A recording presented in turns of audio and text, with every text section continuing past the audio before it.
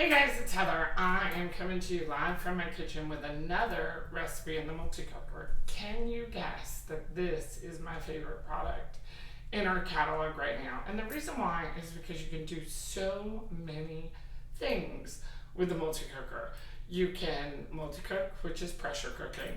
You can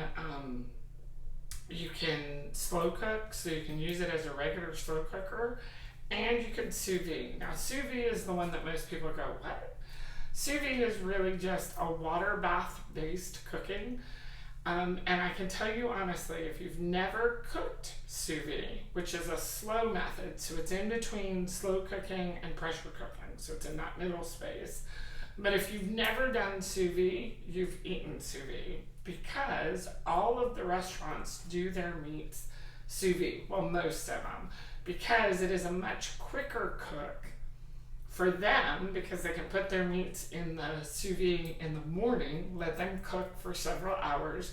Then when the restaurant opens and you order your steak, you order it medium rare or medium, however you like it. What they can do is they can take that sous vide meat, which is fully cooked, put it on the grill, sear it, warm it up, and then serve it to you. So instead of a steak taking 20 to 25 minutes to get from the kitchen to your table, it takes 5 or 10 minutes, just that grill and the warm up piece.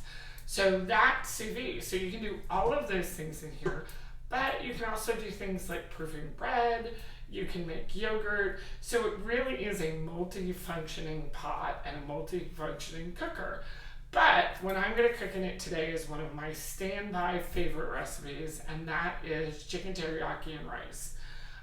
It's a super easy recipe because I'm going to put everything into the cooker, the rice, the chicken, the teriyaki sauce, all of it into the cooker and let it all cook at the same time, and I'm going to have dinner in a matter of minutes, okay? So what I'm going to do first is I'm going to take my chicken out. Now, my chicken is frozen. It's like solid, y'all. I can barely bend it. I did defrost it just a little bit, and that's only so that I can get it out of the package. And you know what? I forgot my scissors, so I'm gonna have to walk around and grab my scissors real quick out of my knife drawer. Like my beautiful knife drawer. So I'm gonna grab my scissors. Now, I buy bulk chicken. I have found over the years that bulk chicken is just the better way. It's always, if you're shopping somewhere like BJ's or Costco or Sam's, 9 times out of 10, those prices aren't going to change. They're going to keep their meat prices within cents of what you can find in the grocery store. Of course, you could coupon shop and get it cheaper, but overall, I find that it's easier. It's better for meal planning if you already have all your proteins in the fridge or freezer. I keep everything in the freezer. And that way you can just be able to pull it out and have it ready for dinner, right? So this is frozen, so I'm gonna just separate these guys real quick. Let's see what technical tool I wanna use to kind of just separate those two pieces. Now, I could have defrosted it, but when I left the house this morning, I forgot. And one of the beauties of a pressure cooker, just kind of separating these two. There we go.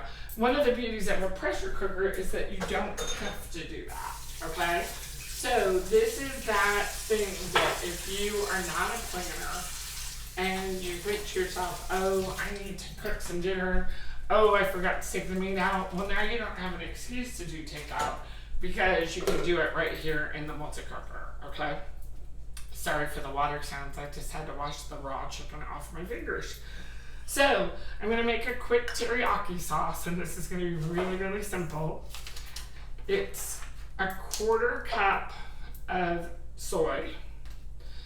This is another thing I buy in bulk at the box store because we use so much of it. So I have just a regular bottle and I pour it in from the larger industrial strength one. So I've got a 1/4 cup of soy.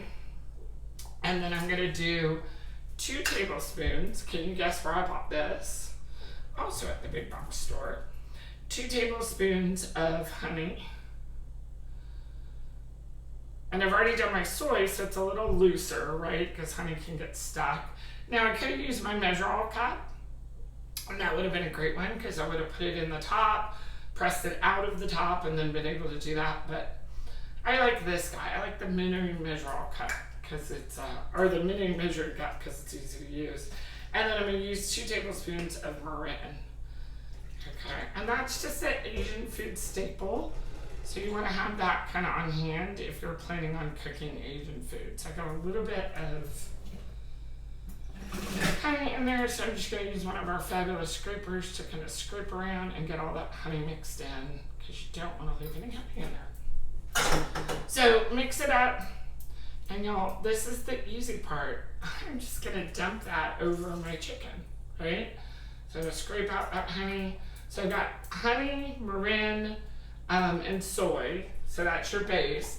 And then ginger. Now you can have regular ginger, you can buy ginger in the grocery store and you can grate it with something like our microplane zester. Super easy. What I do is I cheat and I buy these little cubes of ginger because ginger is something that I don't use a whole lot. And so I want to make sure that it doesn't go bad. So I buy these ginger cubes that are already ready to just pop out, and I keep those in the freezer as well. So then I'm going to add a couple cloves of garlic. I'm the forgetful person tonight. So a couple cloves of garlic. And my garlic is pretty big, so I'm only going to use 1 big clove tonight. Okay? So garlic press, just press that in, no peeling.